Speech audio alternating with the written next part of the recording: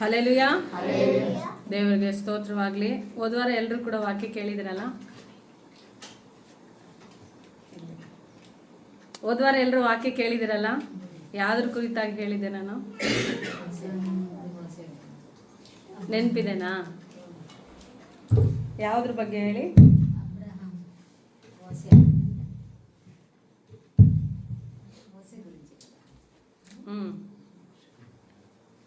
ಮೋಶೆ ಏನ್ ಮಾಡಿದ್ನು? ಅದೇ ಕಲ್ಲಿಗೆ ಇಟ್ಕೊಂಡು. ಕರೆಕ್ಟ್. ಏನಾಗ್ತಾ ಇದೆ ಅಲ್ಲಿ? ಅವಿಧೇಯತೆ ಕುರಿತಾಗಿ ನಾನು ಹೇಳಿದೆ ಹೋದ್ವಾರ. ಅಲ್ಲಿ ಮೋಶೆ ಏನ್ ಮಾಡ್ತಾ ಇದ್ದಾನೆ? ದೇವ್ರು ಹೇಳಿದ ಮಾತನ್ನು ಕೇಳಲಾರ್ದಂತೆ ಅವಿಧೇಯನಾಗ್ತಾ ಇದ್ದಾನೆ. ದೇವ್ರು ಏನ್ ಹೇಳಿದ್ನು ಮೋಶೆಗೆ? ನೀನು ತೆಗೆದುಕೊಂಡು ಹೋಗಿ ಆ ಬಂಡೆ ಹತ್ರ ಹೋಗಿ ನೀನು ಆಜ್ಞಾಪಿಸು, ಅದರೊಳಗಿಂದ ನೀರು ಹೊರಡ್ತವೆ, ಆಗ ಆ ಜನರೆಲ್ಲರೂ ಕುಡಿತಾರೆ ಅಂತೇಳಿ ಹೇಳಿದಾಗ, ಆದರೆ ಮೋಶೆನೂ ಅಲ್ಲಿ ಏನಾಗ್ತಾ ಇದೆ, ಆ ಜನರೆಲ್ಲರೂ ಕೂಡ ಇರಿಟೇಟ್ ಮಾಡೋ ಕಾರಣದಿಂದಾಗಿ ಅಲ್ಲಿ ಏನು ಮಾಡ್ತಾ ಇದ್ದಾನೆ ಮೋಶೆ? ಆ ಒಂದು ದೇವ್ರು ಹೇಳಿರುವಂಥ ಮಾತನ್ನು ಮರೆತು ಹೋಗಿ ತಕ್ಷಣ ಆ ಜನರು ಕೊಡುವಂಥ ಒತ್ತಡಿಯಿಂದಾಗಿ ಅವನು ಏನು ಮಾಡ್ತಾ ಇದ್ದಾನೆ, ಆ ಬಂಡೆಗೆ ತೆಗೆದುಕೊಂಡು ಹೋಗಿ ಆ ಕೋಲನ್ನು ತೆಗೆದುಕೊಂಡು ಹೋಗಿ ಹೊಡೆದಾಗ ಅಲ್ಲಿ ಏನಾಗ್ತಾ ಇದೆ, ನೀರು ಬರ್ತಾ ಇದ್ದೇವೆ. ಕೋಲನ್ನು ಹೊಡೆದಾಗ ನೀರು ಬಂದಾಗ ದೇವ್ರು ಹೇಳಿದ್ದಾನೆ, ಮೊದಲೇ ಏನು ಹೇಳಿದ್ದು, ನೀನು ಅದನ್ನು ಕೋಲನ್ನು ತೆಗೆದುಕೊಂಡು ಹೋಗಿ ನೀನು ಅಲ್ಲಿ ಆಜ್ಞಾಪಿಸು, ಈ ಜನರಿಗೆಲ್ಲ ಕೂಡ ನೀರು ಬರುತ್ತೆ ಅಂತ ಹೇಳಿದಾಗ ದೇವ್ರು ಹೇಳಿದ್ನು, ಏನು ಹೇಳಿದ್ನು? ಕೋಲನ್ನು ತೆಗೆದುಕೊಂಡು ಹೋಗಿ ನೀನು ಆಜ್ಞಾಪಿಸಂತ. ಅಲ್ಲಿ ಮೋಶೆ ಏನು ಮಾಡ್ತಾ ಇದ್ದಾನೆ? ತೆಗೆದುಕೊಂಡು ಹೋಗಿ ಆ ಕಲ್ಲಿಗೆ ಆ ಕೋಲನ್ನು ಹೊಡೆದಾಗ ಅಲ್ಲಿ ಏನಾಗ್ತಾ ಇದೆ ಹೇಳಿ? ಅಲ್ಲಿನ ನೀರು ಬರ್ತಾ ಇದೆ. ಆದರೆ ದೇವ್ರು ತಿರುಗಿ ಏನು ಹೇಳ್ತಾ ಇದ್ದಾನೆ? ಮತ್ತೆ ಒಂದ್ಸಾರಿ ಓದಿಕೊಳ್ಳೋಣ. ಅರಣ್ಯಕಾಂಡ 20ನೇ ಅಧ್ಯಾಯ 10ರಿಂದ 11 ವಚನಗಳನ್ನು ಓದಿ.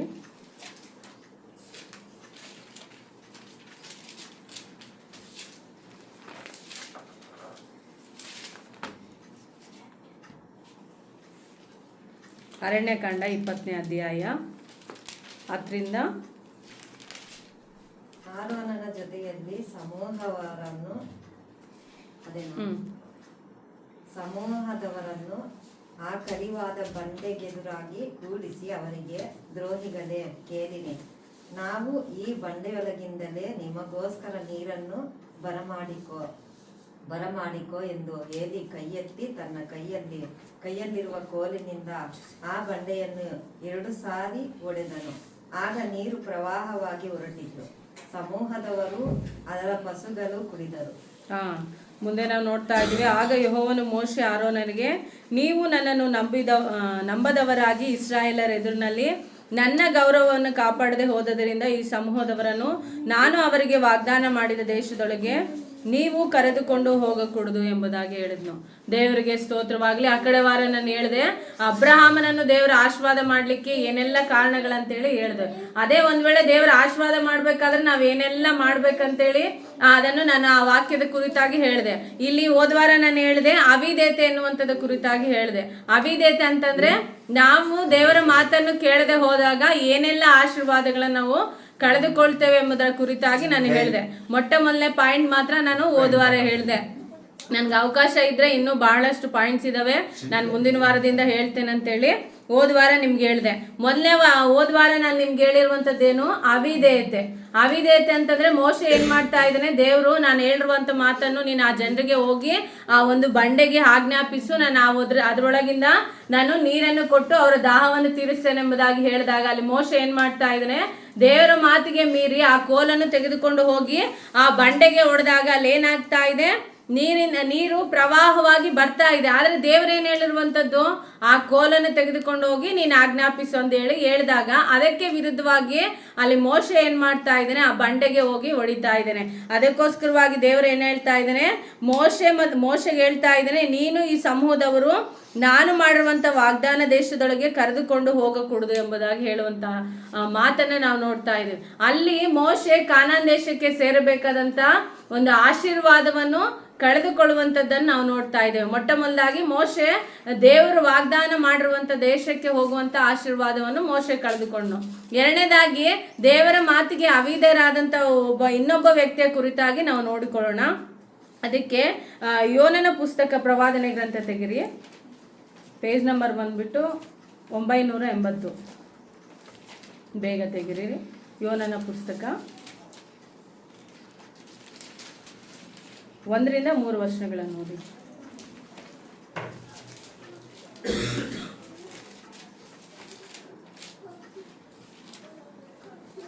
ಯೆಹೋವನು ಅಮಿಷೆಯ ಮಗನಾದ ಯೋನನಿಗೆ, ನೀನೆದ್ದು ಆ ದೊಡ್ಡ ಪಟ್ಟಣವಾದ ನಿನೆವೆಗೆ ಹೋಗಿ ಗಟ್ಟಿಯಾಗಿ ಕೂಗುತ್ತಾ ಅದನ್ನು ಖಂಡಿಸು. ಅದರ ನಿವಾಸಿಗಳ ದುಷ್ಟತನವು ನನ್ನ ಸನ್ನಿಧಿಗೆ ಮುಟ್ಟಿದೆ ಎಂದು ಅಪ್ಪಣೆ ಮಾಡಿದನು. ಆದರೆ ಯೋನನು ಯೆಹೋವನ ಸನ್ನಿಧಿಗೆ ತಪ್ಪಿಸಿಕೊಳ್ಳುವ ಹಾಗೆ ತಾರ್ಷೀಷಿಗೆ ಓಡಿ ಹೋಗಬೇಕೆಂದು ಹೊರಟು ಯೊಪ್ಪಕ್ಕೆ ಇಳಿದು ಅಲ್ಲಿ ತಾರ್ಷೀಷಿಗೆ ತೆರಳುವ ಹಡಗನ್ನು ಕಂಡು ಬಾಡಿಗೆಗೆ ಕೊಟ್ಟು ಯೆಹೋವನ ಸನ್ನಿಧಿಯಿಂದ ತಾರ್ಷೀಷಿಗೆ ಪ್ರಯಾಣ ಮಾಡಬೇಕೆಂದು ಹಡಗಿನವರೊಡನೆ ಅದನ್ನು ಹತ್ತಿದನು. ದೇವರಿಗೆ ಸ್ತೋತ್ರವಾಗಲಿ. ಎರಡನೇದಾಗಿ ದೇವರ ಮಾತಿಗೆ ಅವಿಧೇಯನಾದಂಥ ವ್ಯಕ್ತಿಯ ಕುರಿತಾಗಿ ನಾವು ನೋಡಿಕೊಳ್ಳೋಣ. ಯೋನನ ಕುರಿತಾಗಿ ನೀವು ಬಹಳಷ್ಟು ಸಾರಿ ಕೇಳಿರ್ಬೋದು ಅಂತೇಳಿ ನಾನು ಅಂದ್ಕೊಳ್ತೇನೆ. ಯೋನ ಯಾರು ಗೊತ್ತಾ? 3 ದಿವಸ ಮೀನಿನ ಹೊಟ್ಟೆಯೊಳಗಿದ್ದಂಥ ವ್ಯಕ್ತಿಯ ಕುರಿತಾಗಿ ದೇವ್ರು ಏನ್ ಮಾಡಿದ್ನು ಗೊತ್ತಾ? ಅಲ್ಲಿ ನಾವು ನೋಡ್ತಾ ಇದ್ದೇವೆ, ನಿನವೆ ಪಟ್ಟಣದವರೆಲ್ಲರೂ ಕೂಡ ದೇವರಿಗೆ ವಿರುದ್ಧವಾಗಿ ನಡೀತಾ ಇದ್ರಂತ. ದೇವರ ಮಾತನ್ನು ಕೇಳಿ ದೇವರಿಗೆ ಅವಿಧೇಯರಾಗಿ ನಡೆಯುವಂತ ಒಂದು ಜನರಾಗಿದ್ರಲ್ಲಿ ನಿನವೆ ಪಟ್ಟಣದಲ್ಲಿರುವಂತ ಎಲ್ಲ ವ್ಯಕ್ತಿಗಳ. ಅದಕ್ಕೋಸ್ಕರವಾಗಿ ದೇವ್ರು ಏನ್ ಮಾಡ್ತಾ ಇದ್ದಾನೆ ಗೊತ್ತಾ? ಆಜ್ಞಾಪಿಸ್ತಾ ಇದ್ದಾನೆ, ನೀನು ಹೋಗಿ ಆ ನಿನವೆ ಪಟ್ಟಣದವ್ರಿಗೆಲ್ಲರಿಗೂ ಕೂಡ ಎಚ್ಚರಿಸು ಎಂಬುದಾಗಿ ಹೇಳ್ತಾ ಇದ್ದಾನೆ. ಆ ನಿನವೆ ಪಟ್ಟಣದಲ್ಲಿರುವಂತ ಎಲ್ಲಾ ನಿವಾಸಿಗಳು ಏನ್ ಮಾಡ್ತಾ ಇದ್ದಾರೆ ಅಂತಂದ್ರೆ, ಅವರಲ್ಲಿರುವಂತ ದುಷ್ಟತನವು ಅಂದ್ರೆ ಅವ್ರು ಮಾಡುವಂತ ಎಲ್ಲ ಪಾಪಗಳೆಲ್ಲ ಕೂಡ ದೇವರ ಸನ್ನಿಧಾನದಲ್ಲಿ ಮುಟ್ತಾ ಇರುವಾಗ ದೇವ್ರು ಏನ್ ಮಾಡ್ತಾ ಇದ್ದಾನೆ ಅಂತಂದ್ರೆ, ಅವರನ್ನು ತಿರುಗಿ ನನ್ನ ಕಡೆಗೆ ಕರೆದುಕೊಳ್ಳಬೇಕಾಗಿದೆ. ಅದಕ್ಕೋಸ್ಕರವಾಗಿ ನೀನು ಹೋಗಿ ಆಜ್ಞಾಪಿಸು, ಆ ನಿನವೆ ಪಟ್ಟಣದವರೆಲ್ಲರಿಗೂ ಕೂಡ ಹೇಳು ಎಂಬುದಾಗಿ ಹೇಳಿದಾಗ ಏನ್ ಮಾಡ್ತಾ ಇದ್ದಾನೆ ಗೊತ್ತಾ? ಅಲ್ಲಿರುವಂತ ಜನರು ಬಹಳಷ್ಟು ದುಷ್ಟರಾಗಿದ್ರು. ಆ ಜನರೆಲ್ಲ ಕೂಡ ಬಹಳಷ್ಟು ಪಾಪದಲ್ಲಿದ್ರು. ಅಲ್ಲಿಗೆ ಹೋದ್ರಗಿನ ಅವರೆಲ್ಲ ಇರುವಂತವ್ರೆಲ್ಲರಿಗೂ ನೀನ್ ತಪ್ಪು ಮಾಡ್ತಾ ಇದೆ ಎಂಬುದಾಗಿ ಹೇಳಿದ್ರೆ ನನ್ನನ್ನು ಸಾಯಿಸ್ಬಿಡ್ತಾರಂತೇಳಿ ಆತನ ಏನ್ ಮಾಡ್ತಾ ಇದ್ದಾನೆ ಅಂದ್ರೆ ಭಯ ಪಡ್ತಾ ಇದ್ದಾನೆ. ಒಂದ್ ವೇಳೆ ನಾನು ನಿಮ್ಗೆ ಎಕ್ಸಾಂಪಲ್ ಆಗಿ ಹೇಳ್ತಾ ಇದ್ದೇನೆ, ಯಾರಾದ್ರೂ ತಪ್ಪು ಮಾಡ್ತಾ ಇದೀಯ ಅಂತಂದ್ರೆ, ನೀನ್ ತಪ್ಪು ಮಾಡ್ತಾ ಇದೀಯ ಅಂತ ಹೇಳಿದ್ರೆ ಒಪ್ಕೊಳ್ತಾರ? ಒಪ್ಕೊಳ್ಳಲ್ಲ. ನಾವು ಖಂಡಿತವಾಗಿ ಹೋಗಿ ನೀನ್ ಈ ರೀತಿಯಾಗಿ ಮಾಡ್ತಾ ಇದೀವಿ ಮಾಡ್ಬೇಡ ಅಂತ ಹೇಳಿದ್ರೆ ಯಾರು ಕೂಡ ನಿಜವಾಗಿ ನಾನು ತಪ್ಪು ಮಾಡ್ತಾ ಇದೀನಿ ಅಂತ ಹೇಳಿದ್ರೆ ಒಪ್ಕೊಳ್ಳಲ್ಲ. ಅದೇ ರೀತಿಯಾಗಿ ಒಂದ್ ವೇಳೆ ಎಕ್ಸಾಂಪಲ್ ಆಗಿ ಇಟ್ಕೊಳ್ರಿ, ಈ ಒಂದು ಗ್ರಾಮವನ್ನೇ ತೆಗೆದುಕೊಳ್ಳೋಣ. ಇಲ್ಲಿ ಮಾಡುವಂತ ಜನರೆಲ್ಲರೂ ಕೂಡ ತಪ್ಪು ಮಾಡ್ತಾ ಇದೆ ಅಂತೇಳಿ ಯಾರಾದ್ರೂ ಹೇಳಿದ್ರೆ ಒಪ್ಕೊಳ್ತಾರ? ಊರವರೆಲ್ಲರಿಗೂ ಹೇಳಿದ್ರೆ ಒಪ್ಕೊಳ್ತಾರ? ಜನರೆಲ್ಲ ಬಂದ್ಬಿಟ್ಟು ನಮ್ಗೆ ಹೊಡೆದ್ಬಿಟ್ರೆ ನಮ್ಗೆ ಹೇಗಾಗುತ್ತೆ? ಭಯ ಆಗುತ್ತೆ, ಹೌದಾ ಇಲ್ವಾ? ಅದೇ ರೀತಿಯಾಗಿ ಅಲ್ಲಿರುವಂತ ಜನರೆಲ್ಲರೂ ಕೂಡ, ನಿನವೆ ಪಟ್ಟಣದಲ್ಲಿರುವಂತ ಎಲ್ಲ ಜನರು ಕೂಡ ಪಾಪದಲ್ಲಿ ಮುಳುಗಿ ಹೋಗಿರುವಾಗ ಯೋನನು ಆ ಒಂದು ಪಟ್ಟಣಕ್ಕೆ ಹೋಗಂತೇಳಿ ದೇವ್ರು ಹೇಳಿದಾಗ ಆ ಜನರೆಲ್ಲರೂ ಕೂಡ ನೀವು ಈ ರೀತಿಯಾಗಿ ಪಾಪ ಮಾಡ್ತಾ ಇದ್ರೆ ದೇವರ ಕಡೆಗೆ ತಿರುಗಿಕೊಳ್ರಿ ಎಂಬುದಾಗಿ ಹೇಳಿದ್ರೆ ನನ್ನನ್ನು ಹೊಡೆದು ಸಾಯಿಸ್ಬಿಡ್ತಾರೆ ಎನ್ನುವಂಥದ್ದ ಭಯದಿಂದಾಗಿ ಅಲ್ಲಿ ಏನ್ ಮಾಡ್ತಾ ಇದ್ದಾನೆ ಗೊತ್ತಾ? ಯೋನನು ನಿನವೆಗೆ ಹೋಗ್ಲಾರ್ದಂತೆ ದೇವರ ಮಾತಿಗೆ ವಿರುದ್ಧವಾಗಿ ತಾರ್ಷೀಷಿಗೆ ಹೋಗುವಂತ ಹಡಗನ್ನು ಹತ್ತಿ ಪ್ರಯಾಣ ಮಾಡುವುದಕ್ಕೋಸ್ಕರವಾಗಿ ಅಲ್ಲಿ ಹೋಗುವಂತದ್ದನ್ನು ನಾವು ನೋಡ್ತಾ ಇದ್ದೇವೆ. ಅಲ್ಲಿ ಆ ಒಂದು ಹಡಗನ್ನು ಹತ್ತಿ ಹೋಗ್ತಾ ಇರುವಂತ ಸಮಯದಲ್ಲಿ ಅಲ್ಲಿ ಏನಾಗ್ತಾ ಇದೆ ಎನ್ನುವಂತ ವಿಷಯಗಳನ್ನ ನಾವು ಮುಂದೆ ಓದಿಕೊಳ್ಳೋಣ. 1ನೇ ಅಧ್ಯಾಯ 8ರಿಂದ ಓದಿ, 6ರಿಂದ ಓದಿ. ಅದೇ ಯೋನನ ಪುಸ್ತಕ 1ನೇ ಅಧ್ಯಾಯ 6. ಹಡಗಿನ ಯಜಮಾನನು ಅವನ ಬಳಿಗೆ ಬಂದು, ಇದೇನು ನಿದ್ದೆ ಮಾಡುತ್ತಿ? ಎದ್ದು ನಿನ್ನ ದೇವರಿಗೆ ಮೊರೆಯಿಡು. ಒಂದು ವೇಳೆ ನಿನ್ನ ದೇವರು ನಮ್ಮನ್ನು ರಕ್ಷಿಸಾನು, ನಾಶವಾಗದೆ ಉಳಿದೆವು ಎಂದು ಹೇಳಿದನು. ಇಲ್ಲಿ ಯೋನನ ಪುಸ್ತಕದಲ್ಲಿ ನಾವು ನೋಡುವಾಗ 1ನೇ ಅಧ್ಯಾಯ 4ನೇ ವಚನದಿಂದ ನೋಡುವಾಗ ಅಲ್ಲಿ ಇನ್ನು ಮುಂದೆ ಏನಾಗ್ತಾ ಇದೆ ಅಂತಂದ್ರೆ, ಆ ತಾರ್ಷೀಷಿಗೆ ಹೋಗ್ಬೇಕಂತೇಳಿ ಯೋನನ್ ಏನ್ ಮಾಡ್ತಾನೆ? ಹಡಗನ್ನ ಹತ್ತುತ್ತಾನೆ. ಹಡಗಿನಲ್ಲಿ ಬಹಳಷ್ಟು ಜನರು ಕೂಡ ಪ್ರಯಾಣ ಮಾಡ್ತಾ ಇರ್ತಾರೆ. ಪ್ರಯಾಣ ಮಾಡ್ತಾ ಇರುವಂತ ಸಮಯದಲ್ಲಿ ಅಲ್ಲಿ ಏನಾಗುತ್ತೆ ಗೊತ್ತಾ? ದೊಡ್ಡ ಸಮುದ್ರದಲ್ಲಿ ಬಿರುಗಾಳಿ ಬರುವಂತದ್ದನ್ನು ನಾವು ನೋಡ್ತಾ ಇದ್ದೇವೆ. ಬಿರುಗಾಳಿ ಬರುವಾಗ ಅಲ್ಲಿ ಏನಾಗುತ್ತೆ ಅಂತಂದ್ರೆ ಹಡಗು ಕೂಡ ಹೊಡೆದು ಹೋಗುವಂತ ಪರಿಸ್ಥಿತಿ ಬರುತ್ತೆ. ಹೊಡೆದು ಹೋಗುವಂತ ಪರಿಸ್ಥಿತಿ ಬಂದಾಗ ಅಲ್ಲಿರುವಂತ ಜನರೆಲ್ಲರೂ ಕೂಡ ದೇವ್ರನ್ನ ಪ್ರಾರ್ಥನೆ ಮಾಡ್ತಾ ಇದ್ದಾರೆ, ದೇವರೇ ನಮ್ಮನ್ನು ಕಾಪಾಡು, ಇಂಥ ಒಂದು ಪರಿಸ್ಥಿತಿ ಬಂದಿದೆ ಅಲ್ಲ, ನಾವೆಲ್ಲರೂ ಸತ್ತೋಗ್ಬಿಡ್ತೀವೋ ಏನಂತೇಳಿ ಅವರೆಲ್ಲರೂ ಕೂಡ ಪ್ರಾರ್ಥನೆ ಮಾಡುವಾಗ ಅಲ್ಲಿ ಏನಾಗ್ತಾ ಇದೆ? ಅಲ್ಲಿ ಯೋನನು ಮಾತ್ರ ಗಾಢವಾದ ನಿದ್ರೆಯಲ್ಲಿ ಹೋಗ್ತಾ ಇದ್ದಾನೆ. ಗಾಢವಾದ ನಿದ್ರೆಯಲ್ಲಿ ಹೋಗ್ತಾ ಇರುವಾಗ ಅಲ್ಲಿರುವಂತ ಜನರೆಲ್ಲರೂ ಬಂದು ಎದ್ದೇಳು ಅಂತೇಳಿ ಆತನಿಗೆ ಏನ್ ಹೇಳ್ತಾ ಇದ್ರೆ, ಒಂದು ವೇಳೆ ನಿನ್ನ ದೇವರಾದ್ರೂ ನಮ್ಮನ್ನು ಕಾಪಾಡಬಹುದೇನೋ, ನೀನು ನಿನ್ನ ದೇವರನ್ನು ಮೊರೆ ಇಡು, ರಕ್ಷಿಸು ಎಂಬುದಾಗಿ ಕೇಳಿಕೋ ಎಂಬುದಾಗಿ ಹೇಳುವಾಗ ಮುಂದಿನ ವರ್ಷದಲ್ಲಿ ನಾವು ನೋಡ್ತಾ ಇದ್ದೇವೆ, ಈ ಒಂದು ಅಪಾಯ ಈ ಒಂದು ನಮ್ಗೆ ಸಂಭವಿಸ್ಲಿಕ್ಕೆ ಯಾರಿಂದ ಕಾರಣ ಎಂಬುದಾಗಿ ಅವರೆಲ್ಲರೂ ಅಂದ್ಕೊಂಡು ಚೀಟಿ ಹಾಕ್ತಾ ಇದ್ದಾರೆ. ಚೀಟಿ ಹಾಕುವಾಗ ಅಲ್ಲಿ ಯಾರ ಹೆಸರು ಬರ್ತಾ ಇದೆ ಗೊತ್ತಾ? 8ನೇ ವಚನ ಓದಿ. ಏಳನೇ ವಚನದಿಂದ ಓದಿ. ಅನಂತರ ನಾವಿಕರೆಲ್ಲರೂ ಈ ಕೇಡು ಸಂಭವಿಸುವುದಕ್ಕೆ ಯಾರು ಕಾರಣರೆಂದು ನಮಗೆ ತಿಳಿಯುವ ಹಾಗೆ ಚೀಟು ಹಾಕೋಣ ಬನ್ನಿರಿ ಎಂಬುದಾಗಿ ಮಾತನಾಡಿಕೊಂಡು ಚೀಟು ಹಾಕಲು ಚೀಟು ಯೋನನಿಗೆ ಬಂತು. ಅದನ್ನು ನೋಡಿ ಅವರು, ಅಯ್ಯ, ಈ ಕೇಡು ನಮಗೆ ಸಂಭವಿಸುವುದಕ್ಕೆ ಯಾವ ಕಾರಣ ಎಂಬುದಕ್ಕೆ ನೀನು ನಮಗೆ ತಿಳಿಸು. ನೀನು ಎಲ್ಲಿಂದ ಯಾವ ಕೆಲಸ ಮೇಲೆ ಬಂದಿ, ನೀನು ಯಾವ ದೇಶದವನು ಯಾವ ಜನಾಂಗದವನು ಎಂದು ಕೇಳಲು ಅವನು ಅವರಿಗೆ, ಇಬ್ರಿಯನು, ಕಡಲನ್ನು ಒಣನೆಲವನ್ನು ಸೃಷ್ಟಿಸಿದ ಪರಲೋಕ ದೇವರಾದ ಯೆಹೋವನ ಭಕ್ತನು ಎಂದು ಹೇಳಿದನು. ದೇವರಿಗೆ ಸ್ತೋತ್ರವಾಗಲಿ. ಇಲ್ಲಿ ನಾವು ನೋಡುವಾಗ ಅಲ್ಲಿ ಹಡಗಿನಲ್ಲಿ ಇರ್ತಾರಲ್ಲ ಆ ಜನರೆಲ್ಲರೂ ಕೂಡ ಚೀಟಿ ಹಾಕ್ತಾ ಇದ್ರೆ, ಚೀಟಿ ಹಾಕಿದಾಗ ಯಾರ ಹೆಸರು ಬಂತು? ಅಲ್ಲಿ ಯೋನನ ಹೆಸರು ಬಂತು. ನೀನು ಯಾರಪ್ಪ, ಯಾವ ದೇಶದಿಂದ ಬಂದು, ಯಾಕೆ ಈ ರೀತಿಯಾಗಿ ಎಂಬುದಾಗಿ ಕೇಳಿದಾಗ ಅಲ್ಲಿ ಯೋನನ ಹೇಳ್ತಾ ಇದ್ದಾನೆ, ನಾನು ಇಂಥ ದೇಶದಿಂದ ಬಂದವನು, ಈ ಭೂಮಿಯನ್ನು ಈ ಭೂಲೋಕವನ್ನು ಸೃಷ್ಟಿ ಮಾಡಿದಂಥ ಯೆಹೋವನ ಭಕ್ತನು ನಾನು ಎಂಬುದಾಗಿ ಹೇಳ್ತಾ ಇದ್ದೇನೆ. ಮುಂದೆ ನಾವು ನೋಡ್ತಾ ಇದ್ದೇವೆ ಅಲ್ಲಿ ಕಲ್ಲೋಲ ಮಾಡಲಿಕ್ಕೆ ಕಾರಣ ಏನೆಂಬುದಾಗಿ ಅವರೆಲ್ಲರಿಗೂ ಕೂಡ, ಜನರಿಗೆ ಹಡಗಿನಲ್ಲಿರುವಂಥವ್ರೆಲ್ಲರಿಗೂ ಕೂಡ ಅರ್ಥ ಆಗ್ಬಿಡ್ತು. ಏನಂತ ಅರ್ಥ ಆಯ್ತು?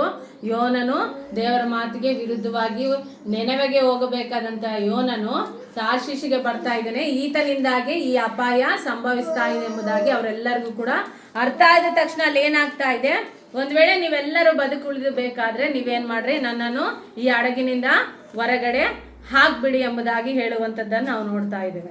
ಇಲ್ಲಿ ಇದ್ರ ಕುರಿತಾಗಿ ನಿಮಗೆ ಹೇಳುವಂಥ ವಿಷಯ ಏನಂತಂದ್ರೆ, ಅಲ್ಲಿ ಹಡಗಿನಿಂದ ಹೊರಗಡೆ ಹಾಕಿದ ತಕ್ಷಣ ಅಲ್ಲಿ ಏನಾಗ್ತಾ ಇದೆ, ಯೋನನನ್ನು ಮೀನು ನುಂಗುವಂಥದ್ದನ್ನು ನಾವು ನೋಡ್ತಾ ಇದ್ದೇವೆ.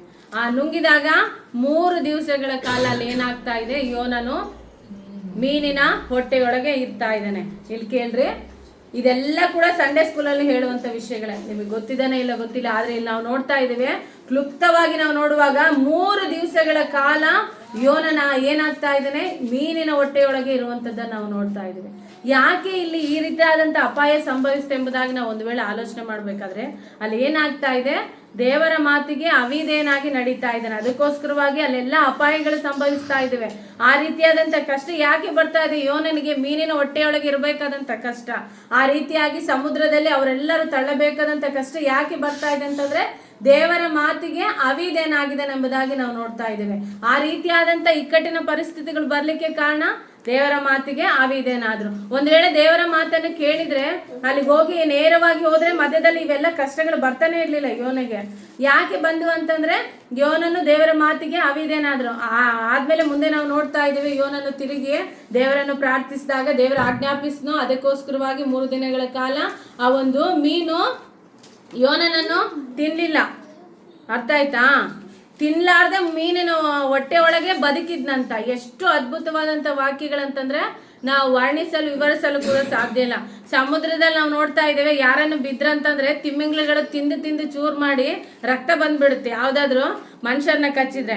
ಆದ್ರೆ ದೇವ್ರು ಎಷ್ಟು ಅದ್ಭುತಕರವಾದಂಥ ರೀತಿಯಲ್ಲಿ ಏನ್ ಮಾಡ್ತಾ ಇದ್ದಾನೆ ಅಂದ್ರೆ, ಯೋನನನ್ನು ಮೀನಿನ ಹೊಟ್ಟೆಯಲ್ಲಿ ಇದ್ದಾಗ್ಲೂ ಕೂಡ ಏನು ಕೂಡ ಆಗ್ಲಿಲ್ಲ ಅಂತ. ಮೀನಿನ ಹೊಟ್ಟೆಯಲ್ಲಿ ನಾವೆಲ್ಲಾದ್ರೂ ಕೂಡ ಈ ಒಂದು ಕಿಟಕಿಗಳು ಎಲ್ಲ ಬಾಗಿಲುಗಳು ಹಾಕಿ ಫ್ಯಾನ್ ಇಲ್ಲದೆ ಏನಾಗದೆ ಇರ್ದೆ ನಾವು ಒಂದು ಅರ್ಧ ಗಂಟೆ ಇರೋಕ್ಕಾಗತ್ತೆ? ಉಸಿರಾಡ್ಲಾರ್ದೆ ಇರೋಕ್ಕಾಗತ್ತೆ? ನಮಗೆ ಇರಕ್ಕೆ ಸಾಧ್ಯನೇ ಇಲ್ಲ.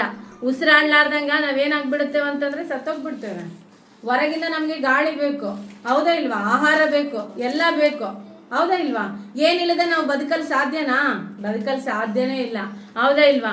ಆ ರೀತಿಯಾದಂಥ ಸ್ಥಿತಿಯಲ್ಲಿ ಯೋನನು ಮೀನಿನ ಹೊಟ್ಟೆಯಲ್ಲಿ ಗಾಳಿ ಇಲ್ಲ, ಆಹಾರ ಇಲ್ಲ, ಆದೇ ಆಗ್ಲೂ ಕೂಡ ಅಲ್ಲಿ ಬದುಕ್ತಾ ಇದ್ದೇನೆ. ಮುಂದೆ ದೇವರ ಮಾತನ್ನು ಕೇಳ್ತಾ ಇದ್ದೇನೆ. ಆದ್ರೆ ಇಲ್ಲಿ ಏನಾಗ್ತಾ ಇದೆ ಅಂತಂದ್ರೆ, ದೇವರ ಮಾತಿಗೆ ಇಂದಿನ ವಿಷಯದಲ್ಲಿ ನಾವು ನೋಡ್ತಾ ಇದ್ದೇವೆ, ಸಮುದ್ರದಿಂದ ಎತ್ತಿ ಹೊರಗಡೆ ಹಾಕ್ಬೇಕಾದ್ರೆ ಅಲ್ಲಿ ಏನ್ ಮಾಡ್ತಾ ಇದ್ದೇನೆ, ದೇವರ ಮಾತಿಗೆ ಅವಿಧೇಯನಾದ ಕಾರಣದಿಂದಾಗಿ ಅಲ್ಲಿ ಅಪಾಯ ಸಂಭವಿಸ್ತಾ ಇದೆ. ಆತನ ಮೂಲಕವಾಗಿ ಆತನಲ್ಲಿ ಹಡಗಿನಲ್ಲಿರುವಂಥ ಎಲ್ಲ ಜನರಿಗೂ ಕೂಡ ಅಪಾಯ ಬರುವಂಥದ್ದನ್ನು ನಾವು ನೋಡ್ತಾ ಇದ್ದೇವೆ. ಅದಕ್ಕೋಸ್ಕರವಾಗಿ ನನ್ನನ್ನು ತಿರುಗಿ ನಾನು ಸತ್ರು ಪರವಾಗಿಲ್ಲ, ನನ್ನನ್ನು ಸಮುದ್ರದಲ್ಲಿ ತಳ್ಳಿಬಿಡಿ ಅಂತೇಳಿ ಯೋನ ಹೇಳುವಂಥದ್ದನ್ನು ನಾವು ನೋಡ್ತಾ ಇದ್ದೇವೆ. ಪ್ರೇರೆ, ಈ ದಿನ ನಾನು ನಿಮಗೆ ತಿಳಿಸ್ತಾ ಇರುವಂಥ ವಿಷಯ ಏನಂತಂದ್ರೆ, ದೇವರ ಮಾತಿಗೆ ನಾವು ಕೂಡ ಅವಿಧೇಯರಾಗಬಾರ್ದು. ದೇವರು ಪ್ರತಿಯೊಬ್ಬರಿಗೂ ಕೂಡ ಎಚ್ಚರಿಸ್ತಾನೇ ಇರ್ತಾನೆ. ನಾನು ಹೇಳುವಂಥ ಮಾತುಗಳನ್ನು ನೀವು ಕೇಳ್ರಿ, ದೇವರ ವಾಕ್ಯಗಳನ್ನು ಕೇಳ್ರಿ, ದೇವರ ಆಜ್ಞೆಗಳಿಗೆ ನೀವು ವಿಧೇಯರಾಗಿ ನಡೀರೆಂಬುದಾಗಿ ಹೇಳಿದಾಗ್ಲೂ ಕೂಡ ನಾವು ಕೆಲವೊಂದ್ಸರಿ ಏನು ಮಾಡ್ತೇವೆ ಅಂತಂದ್ರೆ ಯೋನನ ಹಾಗೆ ನಾವು ತಪ್ಪಿ ಹೋಗ್ತೇವೆ. ನಾವು ಮನುಷ್ಯರು, ಹೌದಾ ಇಲ್ವಾ? ಅಲ್ಲಿ ಯೋನನು ಕೂಡ ನಮ್ಮ ಹಾಗೆ ಸಾಧಾರಣವಾದಂಥ ಮನುಷ್ಯನ, ಆದರೆ ತಿರುಗಿ ದೇವರ ಸನ್ನಿಧಾನದಲ್ಲಿ ಪ್ರಾರ್ಥನೆ ಮಾಡುವಾಗ ಅಲ್ಲಿ ಏನಾಗ್ತಾ ಇದೆ ಅಂತಂದ್ರೆ ದೇವರ ಅದ್ಭುತಕರವಾದಂಥ ರೀತಿಯಲ್ಲಿ ಮತ್ತೆ ತಿರುಗಿ 3 ದಿನಗಳಾದ್ಮೇಲೆ ಯೋನನು ಮೀನಿನ ಹೊಟ್ಟೆ ಒಳಗಿಂದ ಹೊರಗಡೆ ಬರ್ತಾ ಇದ್ದಾನಂತ. ಎಷ್ಟು ಅದ್ಭುತ ಅಲ್ವಾ? ಹೌದಾ ಇಲ್ವಾ? ಅದು ಸಾಧ್ಯನೇ ಇಲ್ಲ. ಮೀನು ನುಂಗಿದ ತಕ್ಷಣ ತಿಂದ್ಬಿಡುತ್ತೆ. ಆದ್ರೆ ಅಲ್ಲಿ ದೇವ್ರು ಏನಾಗ್ತಾ ಇದ್ದಾನೆ, ಮೀನಿಗೆ ಆಜ್ಞಾಪಿಸುವಾಗ 3 ದಿನಗಳ ಕಾಲ ಸುರಕ್ಷಿತವಾಗಿ ಏನಾಗದ ಹಾಗೆ ಯೋನನು ಮೀನಿನ ಹೊಟ್ಟೆಯೊಳಗೆ ಇದ್ನೆಂಬುದಾಗಿ ನಾವು ನೋಡ್ತಾ ಇದ್ದೇವೆ. ಆದರೆ ತಿರುಗಿ ನಮ್ಮ ಜೀವಿತಗಳಲ್ಲೆಲ್ಲ ಕೂಡ ನಮಗೆ ಈ ರೀತಿಯಾದಂಥ ಪರಿಸ್ಥಿತಿಗಳು ಕೆಲವೊಂದು ಸಾರಿ ನಮ್ಮ ಜೀವಿತಗಳಲ್ಲಿ ಎದುರಾಗುವುದುಂಟು. ದೇವ್ರ ವಾಕ್ಯಗಳು ಎಚ್ಚರಿಸಿದಾಗಲೂ ಕೂಡ ನಾವು ದೇವ್ರ ಮಾತಿಗೆ ಅವಿದೇವರಾಗಿ ನಾವು ನಡೀತೇವೆ. ನೋಡ್ರಿ, ನಮ್ಮ ಮನಸ್ಸಲ್ಲಿ ಒಂದು ಕೆಟ್ಟದು ಒಳ್ಳೇದು ತಿರುಗ್ತಾ ಇರುತ್ತೆ, ಹೌದಾ ಇಲ್ವಾ? ಮನಸ್ಸಾಕ್ಷಿ ನಾವು ಒಳ್ಳೇದು ಮಾಡ್ಬೇಕಾದ್ರೂ ಕೂಡ ಮನಸ್ಸಾಕ್ಷಿಯೇ ನೀನು ಕರೆಕ್ಟಾಗಿ ನೀನು ಮಾಡ್ತಾ ಇದ್ವಿ. ಒಂದು ವೇಳೆ ನಾವು ತಪ್ಪು ಮಾಡುವಾಗ ನಮ್ಮ ಮನಸ್ಸಾಕ್ಷಿ ಹೇಳ್ತೆ, ನೀನು ಇದು ತಪ್ಪು ಮಾಡ್ತಾ ಇದೆ, ಇದು ಮಾಡಬೇಡ ಎಂದಾಗಲೇ ಕೂಡ ನಾವೇನು ಮಾಡ್ತೇವೆ ಅಂದರೆ ಮನಸ್ಸಾಕ್ಷಿಗೆ ವಿರುದ್ಧವಾಗಿ ನಾವು ಮಾಡಿಬಿಡ್ತೇವೆ. ಹಾಗೆ ಇಲ್ಲಿ ಏನಾಗ್ತಾ ಇದೆ ಅಂತಂದರೆ ಯೋನನು ಕೂಡ ದೇವರು ಹೇಳಿದ ಮಾತನ್ನು ವಿರುದ್ಧವಾಗಿ ನಡೆದು, ಅಯ್ಯೋ ನಾನು ಅಲ್ಲಿಗೆ ಹೋಗೋದು ಬೇಡ, ತಾರ್ಷೀಷಿಗೆ ಹೋಗೋಣ, ಅಲ್ಲಿರುವಂಥ ಜನರೆಲ್ಲರೂ ಕೂಡ ನನ್ನ ಸಾಯಿಸಿಬಿಡ್ತಾರೆ, ಹೇಗಪ್ಪ ನಾನು ಸತ್ತೋಗ್ಬಿಡುತ್ತೇನೆ ಅಂತೇಳಿ ಭಯಪಟ್ಟು ಅಲ್ಲಿಂದ ಏನು ಮಾಡ್ತಾ ಇದ್ದಾನೆ, ತಾರ್ಷೀಷಿಗೆ ಹೋಗುವಂಥದ್ದು ನಾವು ನೋಡ್ತಾ ಇದ್ದೀವಿ. ತಿರುಗಿ ದೇವರು ಮತ್ತೆ ಕರೆದುಕೊಳ್ತಾನೆ. ಆದರೆ ನಾವು ತಿಳಿಸುವಂಥ ವಿಷಯ ನಾನು ನಿಮ್ಗೆ ಏನಂತಂದರೆ, ದೇವರ ಮಾತಿಗೆ ನಾವು ಅವಿಧೇಯರಾಗಲಾರ್ದಂತೆ ದೇವರ ವಾಕ್ಯದ ಪ್ರಕಾರವಾಗಿ ನಾವು ನಡಿಬೇಕು. ದೇವರ ಮಾತಿಗೆ ಯಾವಾಗ ನಾವು ಅವಿಧೇಯರಾಗ್ತೀವೋ ಈ ಲೋಕದಲ್ಲಿ ನಮಗೆ ಕಷ್ಟಗಳು ಬರ್ತವೆ. ದೇವರ ಮಾತಿಗೆ ವಿಧೇಯರಾದಾಗ್ಲೂ ಕೂಡ ಬರ್ತವೆ ಕಷ್ಟಗಳು, ಇಲ್ಲ ಅಂತ ಹೇಳಲ್ಲ. ಆದರೆ ದೇವರ ಮಾತಿಗೆ ಅವಿಧೇಯರಾಗಿ ನಡೆಯುವಾಗ ಬಹಳಷ್ಟು ಕಷ್ಟಗಳು, ಅಪಾಯಗಳು, ಇಕ್ಕಟ್ಟುಗಳು ಬಂದಾಗ ನಾವು ಎಚ್ಚೆತ್ತುಕೊಳ್ಬೇಕು. ಅಯ್ಯೋ, ನಾನು ದೇವರ ಮಾತಿಗೆ ಎಲ್ಲೋ ನಾನು ಅವಿಧೇಯನಾಗಿ ನಡೀತಾ ಇದ್ದೇನೆ, ದೇವರ ವಿಷಯಗಳಲ್ಲಿ ನಾನೆಲ್ಲೋ ತಪ್ಪಿ ಹೋಗ್ತಾ ಇದ್ದೇನೆ, ಅದಕ್ಕೋಸ್ಕರವಾಗಿ ದೇವರು ಏನು ಮಾಡ್ತಾ ಇದ್ದಾನೆ ಅಂತಂದ್ರೆ ನನಗೆ ಈ ಕಷ್ಟಗಳನ್ನು ತಂದು ಹಾಕ್ತಾ ಇದ್ದಾನೆ, ಈ ರೀತಿಯಾದಂಥ ನನಗೆ ಇಕ್ಕಟ್ಟುಗಳು ಬರ್ತಾ ಇದ್ದಾವೆ, ಅದಕ್ಕೋಸ್ಕರವಾಗಿ ನಾನು ಏನು ಮಾಡಬೇಕು, ದೇವರ ಮಾರ್ಗದಲ್ಲಿ ನಡೆಯಬೇಕಂತೇಳಿ ನಮ್ಮನ್ನು ನಾವು ಎಚ್ಚೆತ್ತುಕೊಂಡು ನಡೆಯಬೇಕಾಗಿದೆ. ಅದಕ್ಕೋಸ್ಕರವಾಗಿ ಇನ್ನೊಬ್ಬ ವ್ಯಕ್ತಿಯ ಕುರಿತಾಗಿ ನಾವು ನೋಡಿಕೊಳ್ಳೋಣ. 1ನೇ ಅರಸುಗಳು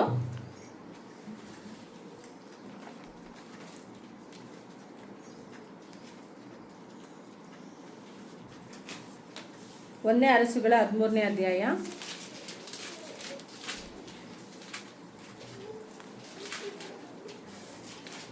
20ರಿಂದ 26 ವರ್ಷಗಳನ್ನು ನೋಡ್ಕೊಂಡು 20ರಿಂದ 21 ವರ್ಷಗಳನ್ನು ಓದಿ ಬೇಗ ಮುಗಿಸೋಣ.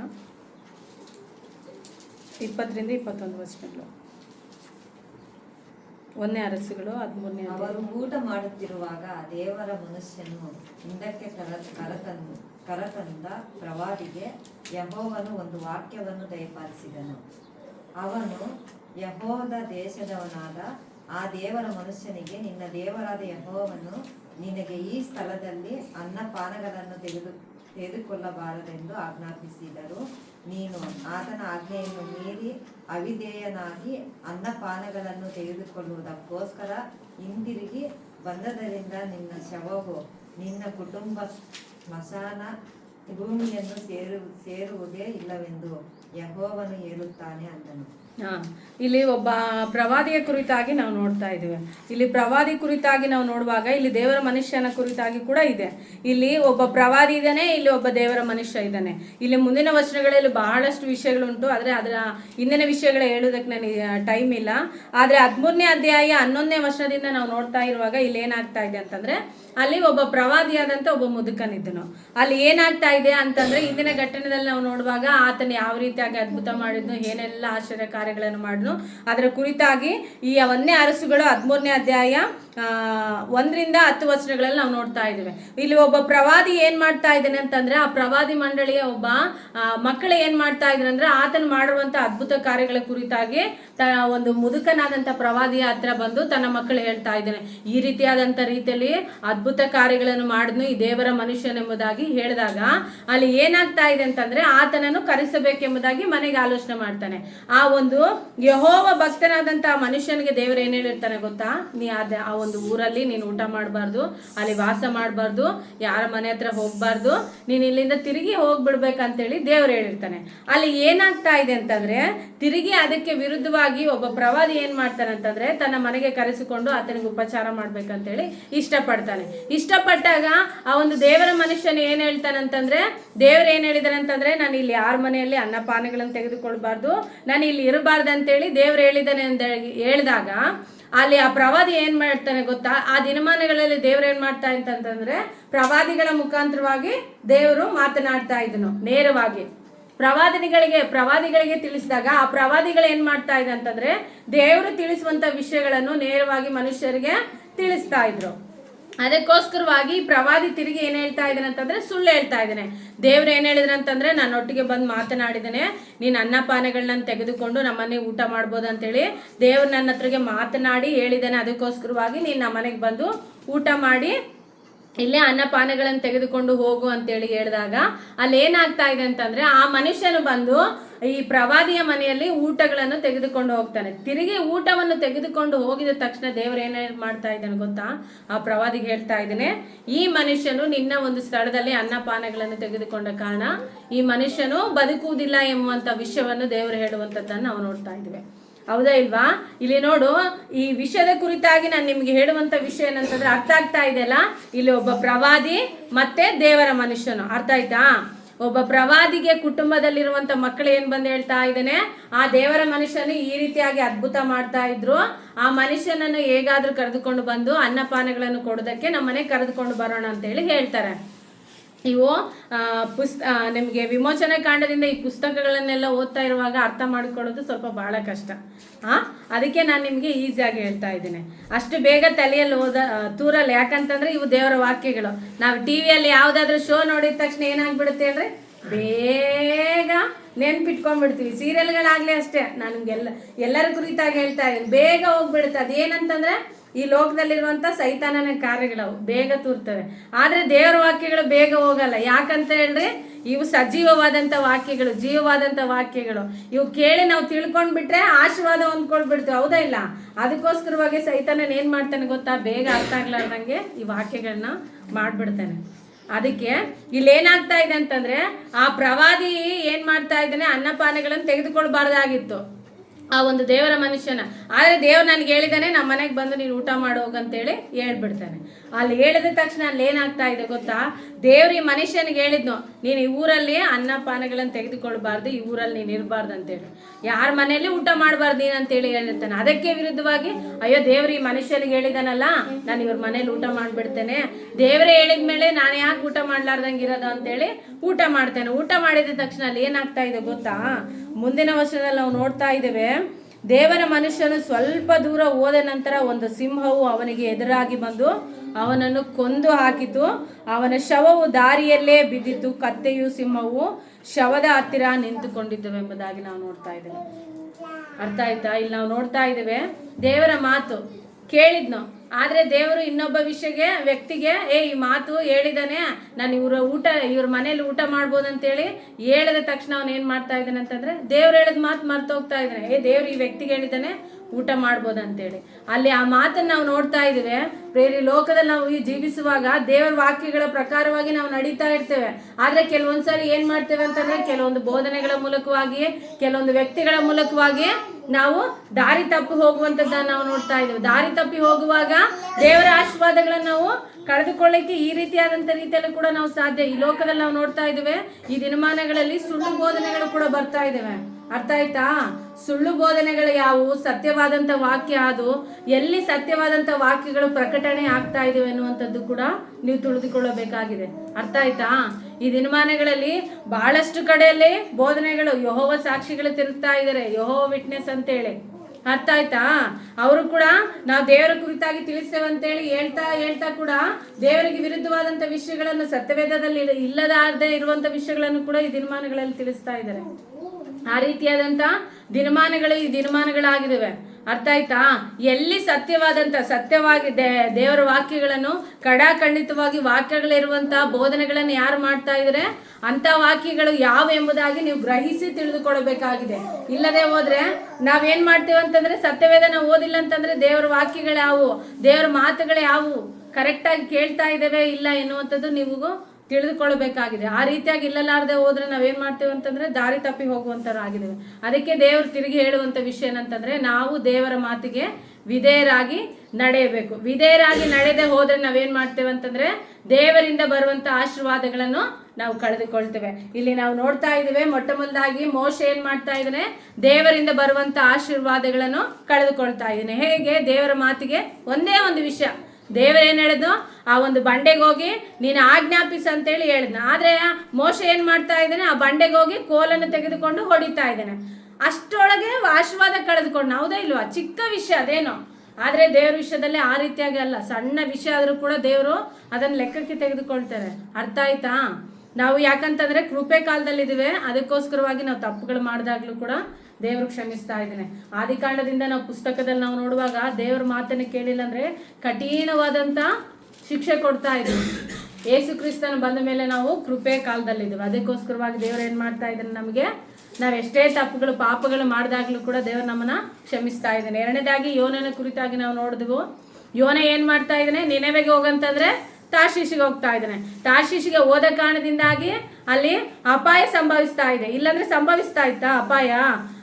ಅಲ್ಲಿರುವಂತ ಜನರೆಲ್ಲರೂ ಕೂಡ ಸಮುದ್ರದಲ್ಲಿ ಎತ್ತೆ ಹಾಕುವಂತ ಪರಿಸ್ಥಿತಿ ಬರ್ತಾ ಇರ್ಲಿಲ್ಲ. ಅದಕ್ಕೋಸ್ಕರವಾಗಿ ನಾವೇನ್ ಮಾಡ್ಬೇಕಂತಂದ್ರೆ ಈ ರೀತಿಯಾದಂತ ಪರಿಸ್ಥಿತಿಗಳು ನಮ್ಗೆ ಬರಬಾರ್ದಂತಂದ್ರೆ ನಾವೇನ್ ಮಾಡ್ಬೇಕು, ದೇವರ ಮಾತಿಗೆ ವಿಧೇಯರಾಗಿ ನಡೆಯಬೇಕು. ವಿಧೇಯರಾಗಿ ನಡೆಯುವಾಗ ಅಬ್ರಹಾಮನಿಗೆ ಬಂದಂತ ಆಶೀರ್ವಾದಗಳು, ವಾಗ್ದಾನಗಳನ್ನು ಕೂಡ ನಾವು ಸ್ವಂತ ಮಾಡಿಕೊಳ್ಳಲಿಕ್ಕೆ ಸಾಧ್ಯ. ಅರ್ಥ ಆಯ್ತಲ್ವಾ? ನಾವು ದೇವರ ಮಾತಿಗೆ ಯಾವಾಗ ಅವಿಧೇಯರಾಗಿ ನಡಿತೀವೋ ಆ ಆಶೀರ್ವಾದಗಳನ್ನು ನಾವು ಕಳೆದುಕೊಳ್ತೇವೆ. ವಿಧೇಯರಾಗಿ ನಡೆದಾಗ ದೇವರಿಂದ ಬರುವಂತ ಆಶೀರ್ವಾದಗಳನ್ನು ನಾವು ಪಡೆದುಕೊಳ್ತೇವೆ. ಹಾಗಾಗ್ಲಿಕ್ಕಾಗುವಂತೆ ದೇವರಿಗೆ ಒಂದು ಚಿಕ್ಕ ವಾಕ್ಯವನ್ನು ಆಶೀರ್ವದಿಸಲಿ. ನನಗೊಂದು ಸಮಯವನ್ನು ಪಾಸ್